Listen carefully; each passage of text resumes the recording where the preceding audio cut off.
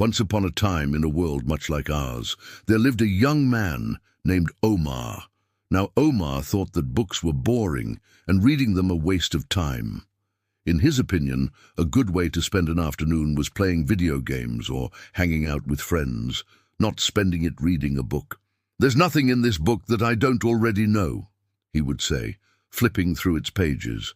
"All these words, all this knowledge, and for what? To get smarter? Please." And so Omar never read a book in his whole life. One day, while rummaging through his late grandfather's things, Omar came across a dusty old book. It looked very different from other books. Its cover had no title and its pages seemed to be blank. But then something strange happened. As Omar held the book, it began to glow. The next thing he knew, he was inside the book, hurtling through a magical world filled with talking animals, mischievous fairies and towering castles. Omar had entered the world of Adoria. The creatures of Adoria were in big trouble. Their beautiful world was fading away, their magic ebbing fast.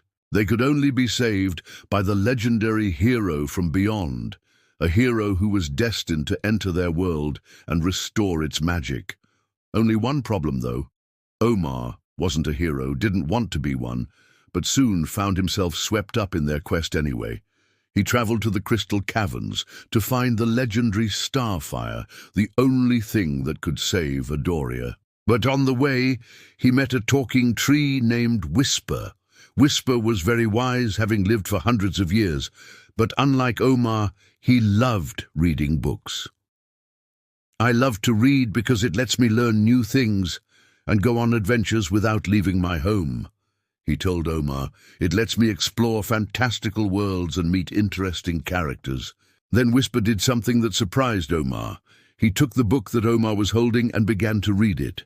As Whisper read, the pages of the book glowed, and the story unfolded before their eyes.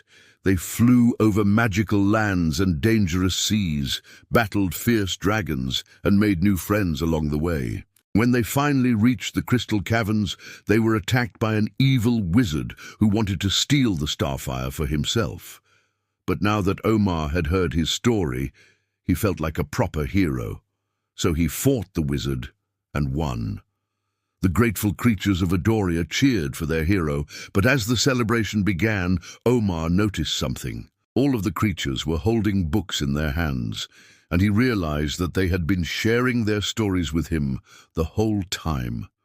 All the adventures, all the wisdom, all the wonder, it had been right in front of him the whole time, and he hadn't even been reading. But now that he had experienced the power of stories firsthand, he understood why Whisper and the other creatures loved them so much.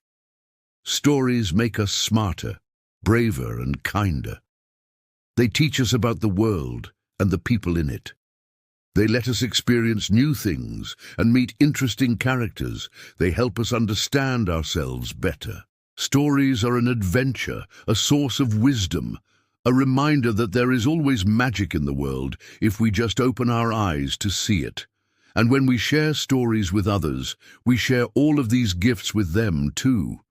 As Omar looked around at the smiling faces of the creatures of Adoria, he knew that he wanted to share this gift with the world too. So he thanked Whisper and the others for showing him the error of his ways, and promised to read more books in the future.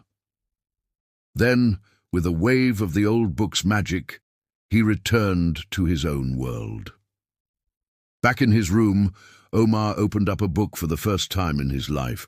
At first it was hard. He had to keep rereading sentences and look up lots of big words. But as he read on, he got better and better. And as he did, he felt his mind expanding, his spirit soaring, his heart opening up to the endless possibilities of the world. And he knew that he would never be the same again.